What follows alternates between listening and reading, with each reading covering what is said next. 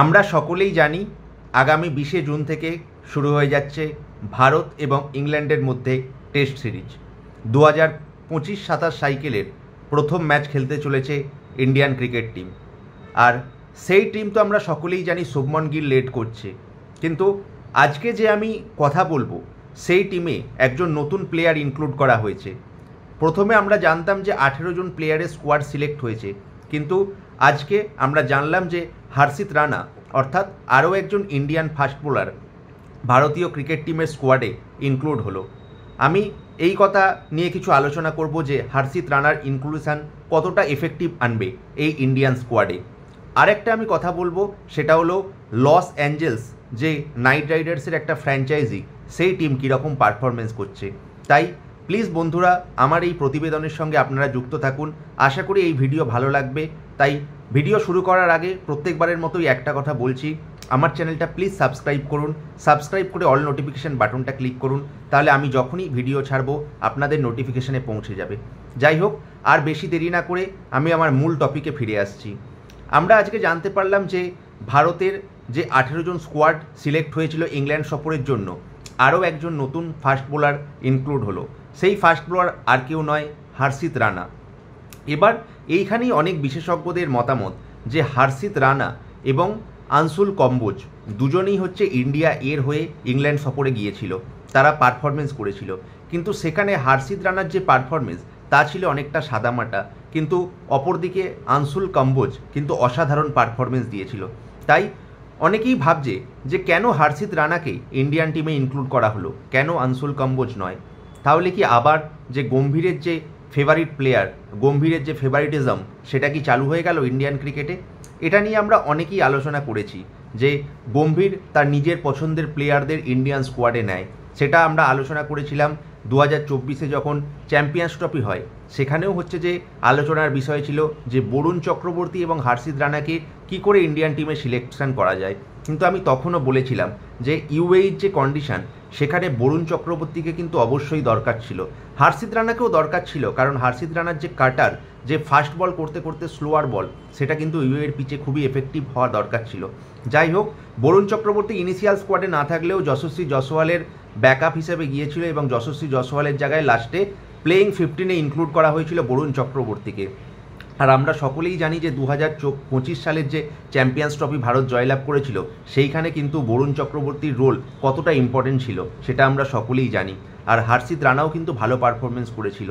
তাই এইবারের যে ইংল্যান্ড সফর, এই ইংল্যান্ড সফরে ভারত জেনারেলি চাইছে যে 4 জন পেসার নিয়ে মনে হচ্ছে প্লেয়িং 11 সাজাবে।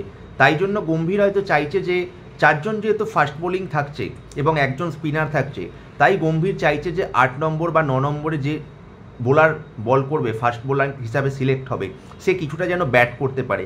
তাই হয়তো ইন্ডিয়ান টিম বা গৌতম গম্ভীর চাইছে যে শার্দুল ঠাকুরের সঙ্গে হর্ষিত রানাকে রাখার জন্য, কারণ হর্ষিত রানা একটু আধটু ব্যাট করতে পারে, এটা আমরা সকলেই জানি।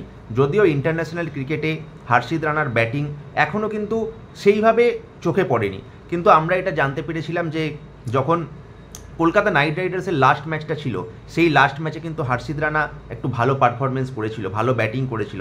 তাই হয়তো গৌতম গম্ভীর চাইছে যে হর্ষিত রানাকে আরও কিছুটা ব্যাকআপ করার জন্য। আসলে আমরা সকলেই জানি যে গৌতম গম্ভীর যখন কোনো প্লেয়ারকে ব্যাক করে, যখন কোনো প্লেয়ারকে লাইক করে, তখন কিন্তু তাকে অনেকটা লেভেল পর্যন্ত ব্যাক করে। সেটা আমরা দেখেছি যে কলকাতা নাইট রাইডার্সের হয়ে যখন গম্ভীর কোচিং করাতো, তখন আন্দ্রে রাসেল এবং সুনীল নারিনকে কতটা ব্যাক করেছিল, ঠিক তেমনই ব্যাক করেছিল বরুণ চক্রবর্তীকে চ্যাম্পিয়ন্স ট্রফির সময়। তার ফল আমরা হাতে নাতে দেখতে পেয়েছি। তাই এখন বরুণ চক্রবর্তী ব্যাক করছে হর্ষিত রানাকে। হর্ষিত রানার যদিও এই টেস্ট পারফরমেন্স খুব একটা ভালো নয়, অস্ট্রেলিয়া বিজিটিতে গিয়েছিল, সেখানে একটা ম্যাচে মোটামুটি ভালো পারফরমেন্স করেছিল, তারপরের ম্যাচগুলো কিন্তু সাদামাটা গিয়েছিল। তাই এইবারে এই হর্ষিত রানা কতটা উপযোগী হবে ভারতীয় স্কোয়াডের জন্য সেটা তো সময়ই বলবে। তবে আমার মনে হচ্ছে ইনিশিয়ালি কিন্তু হর্ষিত রানা প্লেয়িং 11-এ চান্স পাবে না, হয়তো প্রথম দুটো ম্যাচে চান্স না পেলেও যদি হচ্ছে যে পরের দিকে দরকার হয় 3rd, 4th, 5th ম্যাচের জন্য হর্ষিত রানা মেবি সিলেক্ট হতে পারে।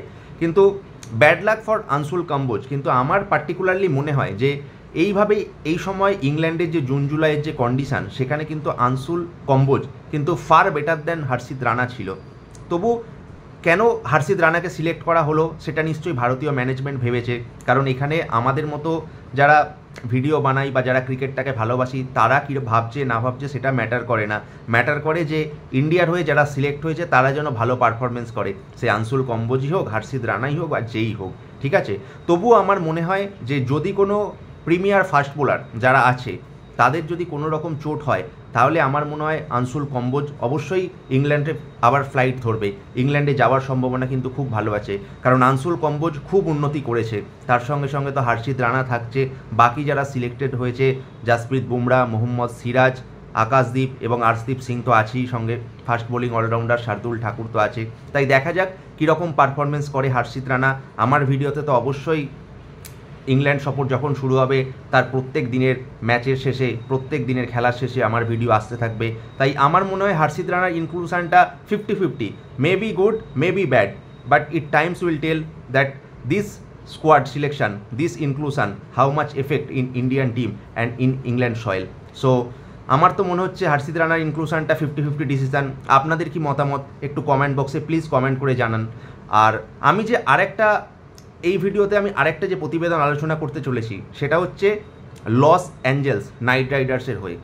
আমরা এই night Riders, Kolkata night Riders সম্বন্ধে অনেকেই জানি, কিন্তু এখন আমেরিকায় যে কলকাতা নাইট রাইডার্সের একটা ফ্র্যাঞ্চাইজি খেলছে লস অ্যাঞ্জেলস নাইট রাইডার্স, সেখানে লস অ্যাঞ্জেলস নাইট রাইডার্স অত্যন্ত বাজে পারফরমেন্স করছে। প্রথম 3টে ম্যাচ তারা খেলেছে, 3টে ম্যাচে গুহারান হেরে গেছে। আর আমি এখানে দোষ দেবো ম্যানেজমেন্টকে, ভেঙ্কি মাইসর এবং ডিজে ব্র্যাভো কি কোচিং করাচ্ছে। ডোয়েন ব্র্যাভোকে যখনই ভেঙ্কি মাইসর ডোয়েন ব্র্যাভোর কথা বলছে তখন বলছে চ্যাম্পিয়ন ব্র্যাভো। আসলে কী জন্য চ্যাম্পিয়ন ব্র্যাভো? এইটা ব্র্যাভো কটা কাপ জিতেছে? ব্র্যাভো চ্যাম্পিয়ন গানটা গাওয়ার জন্যই তাকে শুধুমাত্র চ্যাম্পিয়ন ব্র্যাভো বলা হচ্ছে। আসলে ব্র্যাভোর কোচিংয়ে সত্যি কথা বলতে এই নাইট রাইডার্স কিন্তু খুব বাজে সময়ের মধ্যে দিয়ে যাচ্ছে। আমরা আবুধাবি নাইট রাইডার্স টিমের কতটা করুণ অবস্থা আমরা সেটা দেখেছি, আর এই ব্রাভো আসার পরে কলকাতা নাইট রাইডার্স টিম এবছর কতটা বাজে পারফরমেন্স করছে সেটাও আমরা দেখেছি। আসলে আমার মনে হয় নাইট রাইডার্স যে ফ্র্যাঞ্চাইজগুলো, কী দরকার এত ফ্র্যাঞ্চাইজি করার? তুমি আবুধাবি নাইট রাইডার্স আছে, লস অ্যাঞ্জেলস নাইট রাইডার্স আছে, এই টিমগুলো বানায়, মানে শুধু বানাতে হয় বানায়, এখানে জিতলো কি না জিতলো কোনো রকম ফারাকই পড়ে না। আমার মনে হয় বিজনেসের জন্যই হয়তো এই ফ্র্যাঞ্চাইজিগুলো কলকাতা নাইট রাইডার্স চালাচ্ছে বিদেশে। আমার মনে হয় অনলি ট্রিনব্যাগো নাইট রাইডার্স অর্থাৎ ক্যারিবিয়ান প্রিমিয়ার লিগের যে নাইট রাইডার্সের টিমটা, সেই টিমটা একটু বানানোর উপর নজর থাকে। তাছাড়া আমার মনে হয় কলকাতা নাইট রাইডার্স ছাড়া এই নাইট রাইডার্সের যে ফ্র্যাঞ্চাইজিগুলো আছে সেই ফ্র্যাঞ্চাইজিগুলো টিম বানানোর মতো কোনো রকম ইচ্ছা শক্তিই নেই। জাস্ট ফর বিজনেস এই টিমগুলো তৈরি হয়। শাহরুখ খানের আশা করি ভাবা উচিত যে ডিজে ব্র্যাভো, এই ডোয়েন ব্র্যাভোকে এবার সরানোর সময় এসে গেছে। যাই হোক, এই লস অ্যাঞ্জেলসের হয়ে যে পারফরমেন্স দিচ্ছে, টিম তো খুব বাজেই খেলছে, সুনীল নারিন, আন্দ্রে রাসেল একেবারেই পারফরমেন্স দিতে পারছে না, কিন্তু ব্র্যাভোর কোচিংটাও কিন্তু খুব বাজে হচ্ছে।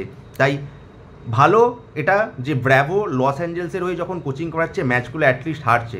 তাই অন্তত আমাদের এখন সময় এসেছে যে ভাবার জন্য, এখন অনেক দেরি 2026 সালের আইপিএল, কিন্তু এখনই ভাবার সময় এসেছে যে নাইট রাইডার্সের আর কোচিং করানোর কোনো দরকার নেই ব্র্যাভোর, ইমিডিয়েটলি ব্রাভোকে স্যাক করা উচিত। কারণ এখানে যদি ভালো কোচিং করিয়ে ভালো জেতাতে পারতো তাহলে হয়তো ভাবা যেত, কিন্তু এখানে যেহেতু ম্যাচ জিততে পারছে না, তাই পরবর্তী সিজন অর্থাৎ 2026 সালের আইপিএলে যে কলকাতা নাইট রাইডার্সের কোচিংয়ের ক্ষেত্রে আমি চাইবো ব্রাভোর নামটা যেন না থাকে।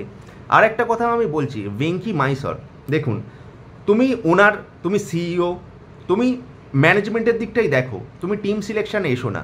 একটা সময় 2022 সালে যখন শ্রেয়াস আয়ার প্রথমবারের জন্য কেকেআর টিমের ক্যাপ্টেন হয়েছিল, তখন প্রেস কনফারেন্সে এসে প্রায় বলেই দিয়েছিল যে ভেঙ্কি মাইসরই টিম সিলেক্ট করছে, প্লেইং 11 সিলেক্ট করছে। পরে ভেঙ্কি মাইসর ব্যাপারটাকে চাপার চেষ্টা করেছিল যে এরকম কিছু নয়, কিন্তু কখনোই কোনো ওনার বা সিইওর পক্ষে তুমি ম্যানেজমেন্ট দেখো, তুমি টিম কম্বিনেশানে আসো না। Team combination is purely depend upon the captain, coach and the think tank, তারাই ব্যাপারটা বুঝে নেবে।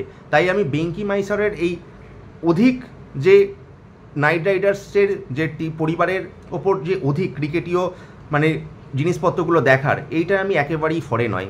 তাই আমি চাইবো যে ভেঙ্কি মাইসর হয়তো থেকে যাবে, কিন্তু এই ডিজে ব্র্যাভোকে আমি ইমিডিয়েটলি সরাতে চাই।